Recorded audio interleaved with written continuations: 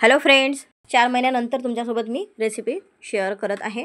Hello friends, मी मीनाक्षीस रेसिपीमध्ये तुमचं अगदी मनापासून खूप खूप स्वागत आहे. आज मी तुमच्यासोबत शेअर करणार आहे हिरव्या ओल्या मुगाच्या दाण्याची आमटी. मस्त अशी झणझणीत आणि चमचमीत. तुम्ही भाताबरोबर, भाकरीबरोबर, कशाईबरोबर ही दाण्याची आमटी खाऊ शकता. तर बघा, सुरुवातीला आपल्याला दाणे काढून घ्यायचे आहे. तर अलगद दाणे निघतात, जास्त मेहनत न करता झटपट हे मुगाचे दाणे निघतात. तर बघा, मी संपूर्ण दाणे काढून घेतलेले आहे. तर हे दाणे आपल्याला भाजून घ्यायचे आहे.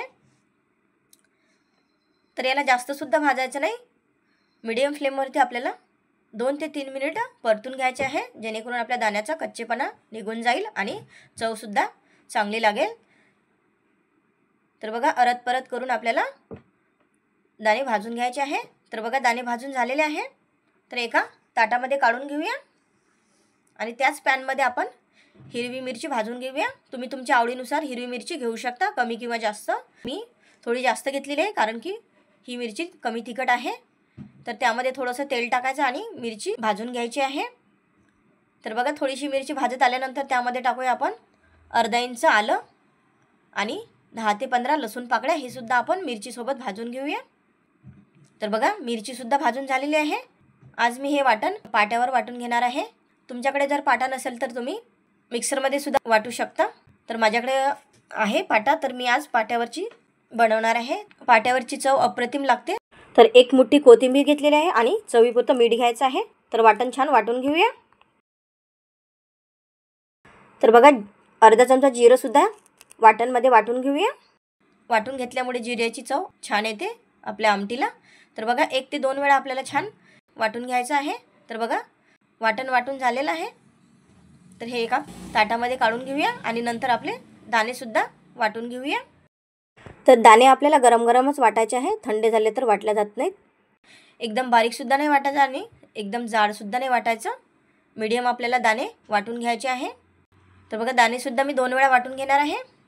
तरी मी आजही माझ्या आजीच्या पद्धतीने दाण्याची आमटी तुमच्यासोबत शेअर करणार आहे. तर व्हिडिओ नक्की पूर्ण बघा. तर बघा, मुगाचे दाणेसुद्धा मी 2 वेळा वाटून घेतलेले आहे. तर हे आपण एका प्लेटमध्ये काढून घेऊया. संपूर्ण छान पाट्यावरतून गोळा करायचा आणि प्लेटमध्ये काढून घ्यायचा आहे. तर बघा, पाटासुद्धा मी धुवून घेणार आहे. तर माझी आजी ह्याच पद्धतीने करायची. तर पाट्यावरचं पाणी प्लेटमध्ये काढून घ्यायचं आहे. तर वरवंटासुद्धा मी धुवून घेणार आहे.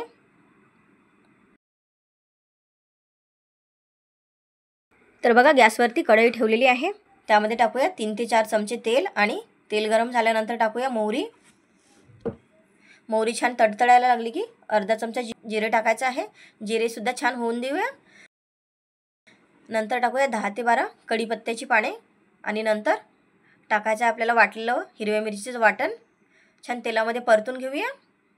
तर बघा, तेलामध्ये परतलेलं आहे हिरव्या मिरचीचं वाटण. नंतर टाकायचं आहे 1 मोठा टमाटर घेतलेला आहे मी. टमाटरनी खूप छान टेस्ट येते आपल्या आमटीला.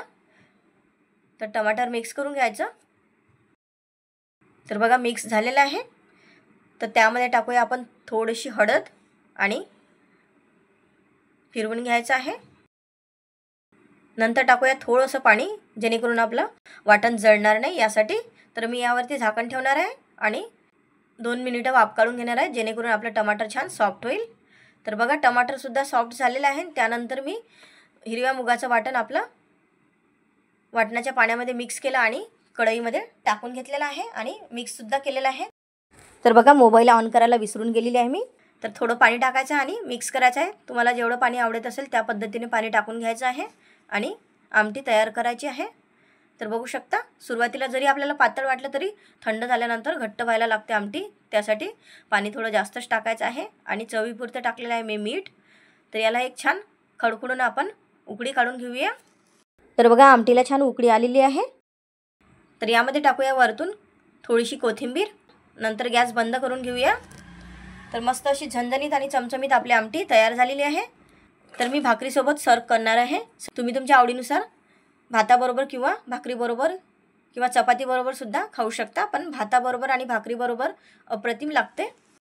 तर कशी वाटली तुम्हाला ही रेसिपी? आवडली असेल तर लाईक करा, शेअर करा आणि सबस्क्राईब करा.